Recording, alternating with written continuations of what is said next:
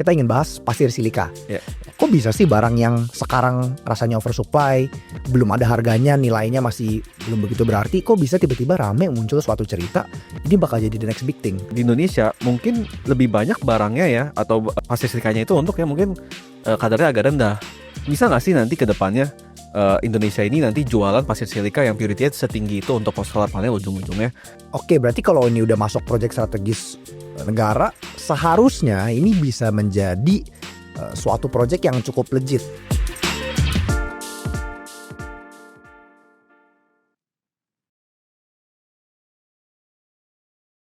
Halo teman-teman, welcome to chatting. Hari ini sama Arnold kita ingin bahas pasir silika. Ya. Pasir silika ini kan sebagai konteks ya, di akhir tahun 2025 itu sempat hype ya. Rasanya orang pada bilang ini bakal jadi the next big thing, bakal jadi industri yang seksi, yang menarik ke depannya. Padahal konteksnya sekarang itu industri belum begitu menarik ya.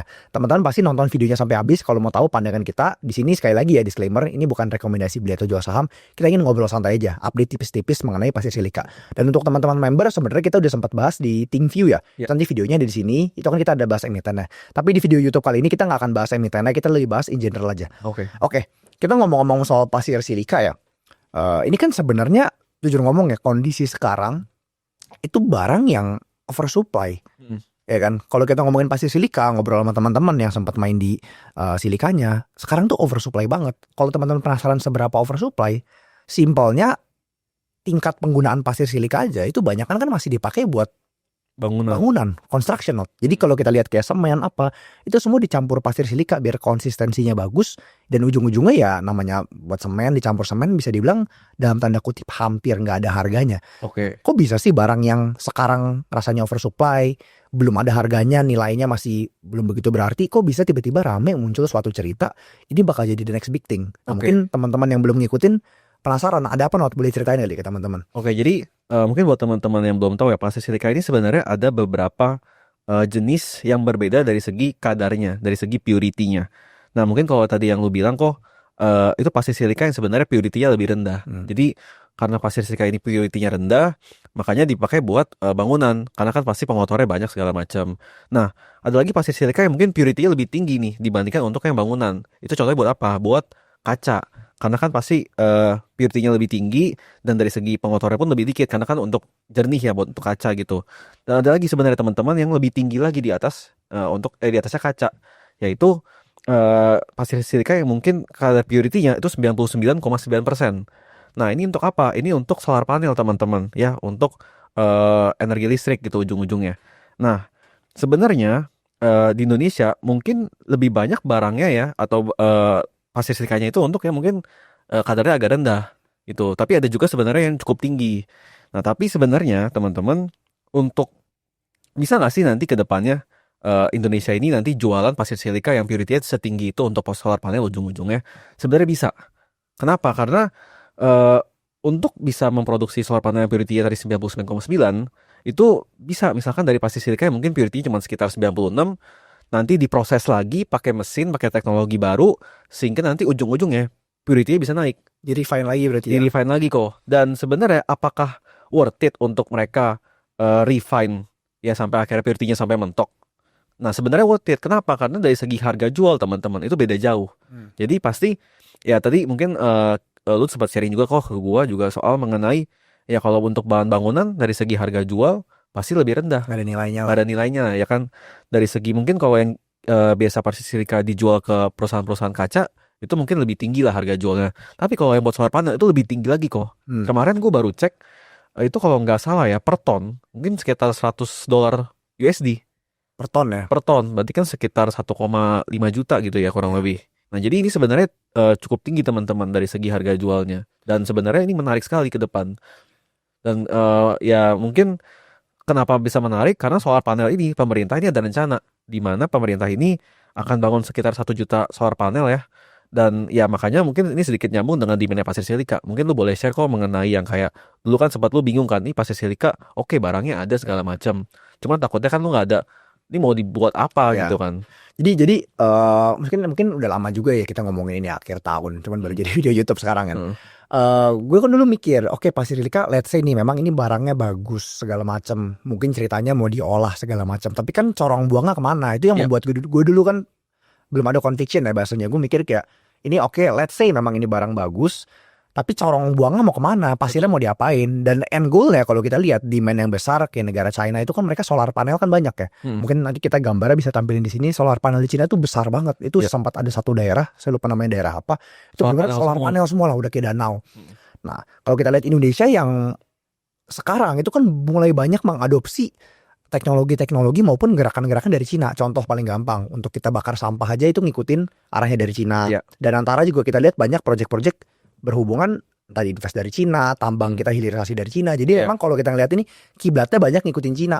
Dan salah satu kiblat yang mungkin Indonesia belum ada adalah solar panel.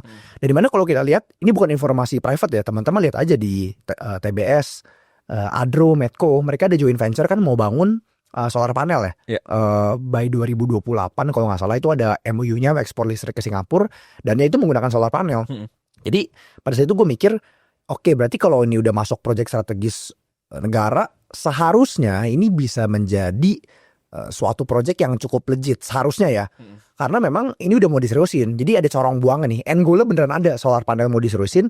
Dan kalau memang solar panel mau diseriusin, udah pasti ya produk-produk turunannya itu harus dibutuhkan. Ya, nggak cuman silika doang, contohnya kan aluminium. Nah itu kan jadi backstory ya kenapa mungkin tesisnya gue pro banget ke Adro gitu kan, karena ini aluminium nggak cuma sembarang aluminium buat kebutuhan rumah tangga, ini kedepannya bakal dipakai nih buat solar panel segala macam.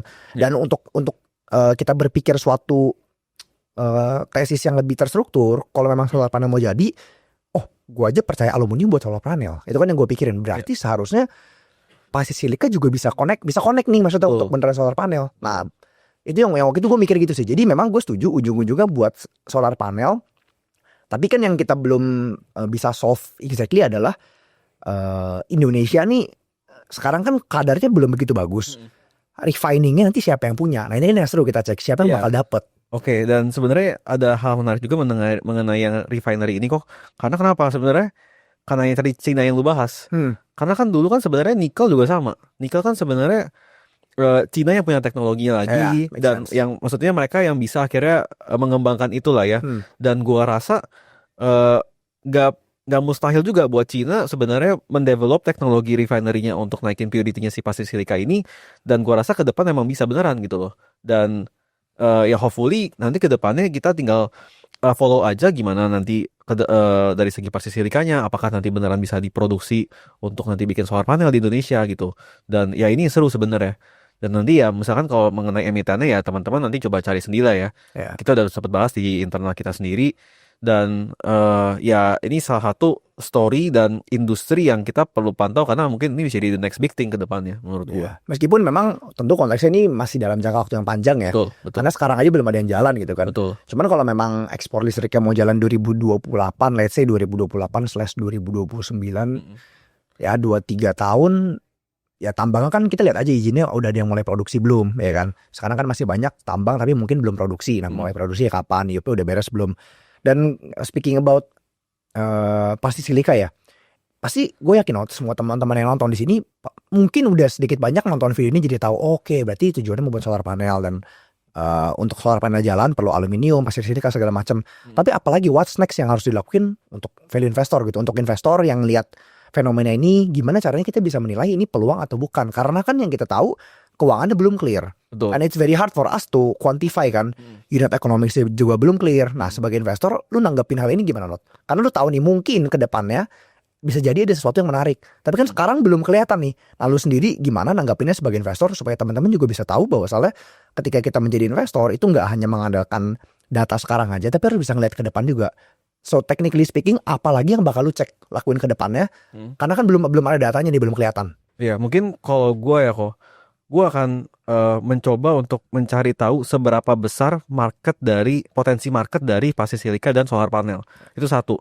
Kenapa? Karena kalau kita ngomongin potensi market, kita harus tahu ini besar. Kalau nggak besar, ngapain kita godok gitu ya idenya. Jadi ketika gue ketemu industri ini, gue harus tahu ini seberapa besar, kira-kira kebutuhannya seberapa banyak. Ya misalkan kita bisa lihat benchmark dari luar negeri. Misalkan, untuk bikin satu solar panel, teman-teman, 1 gigawatt atau apa, itu dibutuhkan sekian pasir silika. Nah jadi kalau kita nanti tahu pemerintah ada rencana sekian, kita bisa tahu nih kira-kira seberapa besar yang dibutuhkan. gitu. Jadi kita harus bisa kurang lebih mengkuantify ya, mungkin roughly number aja, besar apa enggak. Nah kalau udah besar pasti kita mau coba develop dan kita coba dalemin gitu kok. Nah itu yang mungkin satu hal yang akan gue coba cari tahu kalau kita belum ketemu dari segi company-nya. Yes. Gitu. Nanti ya kalau kita udah ketemu, oh ternyata ini industrinya memang besar, bisa menarik ke depannya, bisa di the next big thing, baru kita cari company-nya apa yang bermain di sana. Dan kalau bisa kita cari yang topnya gitu loh, yang nomor 1 kalau bisa. Ya, karena kan ini logikanya kan ini kan barang baru ya, so should be yang paling bisa diuntungkan kalau memang proyeknya jalan ya pasti perusahaan yang siap punya kapasitas besar, dia punya tambangnya juga gede, kualitasnya juga cukup bagus dibandingkan dengan kualitas tambang lain. Mungkin sebagai konteks ya tambangnya yang harus di Bangka Belitung. Oke. Double. Kalau kita mainnya di Sukabumi susah tambangnya itu. Betul. Anyway sedikit konteks ya kan yang tadi kita ngomongin oversupply apa itu banyak. Ada beberapa lah tambang pasir silika di Sukabumi itu memang grade-nya kurang bagus. Tapi kalau yang di Bangka Belitung rata-rata itu grade-nya lebih bagus. Ya sama Kalimantan kayaknya juga harusnya lumayan oke. Kalimantan juga oke. Ya. So I think itu sih ya. I agree not ini juga suatu sektor yang baru lagi pelajarin juga. Kalau memang kita percaya dengan solar panel ini, kita percaya dengan aluminium, seharusnya ini juga bisa demand-nya bisa meningkat juga lah kalau memang solar panelnya jalan ya. Yeah. Tapi tinggal seberapa signifikan terhadap company-nya, profit per tonnya berapa, cost-nya berapa itu jadi PR. Kita juga belum selesai lakuin PR-nya ya, karena still developing. Tentu kalau misalnya kita udah dapat angkanya, kita akan share dulu buat teman-teman yang di member dulu ya. Terus itu akan kita akan share. Dan kalau memang teman-teman yang nonton penasaran, ingin tahu lebih lanjut, mau tahu cara analisanya gimana cara kita bisa menanggapi hal seperti ini, langsung aja klik link di bio, join membership Ting. Jangan pelit-pelit buat investasi ilmu. Jangan lupa klik like, comment, and subscribe, dan tulis di kolom komen kira-kira topik apa lagi yang mau kita bahas di video berikutnya. Oke, Not? Nice chat ya. Thank you teman-teman. See you in the next chatting. Thank you.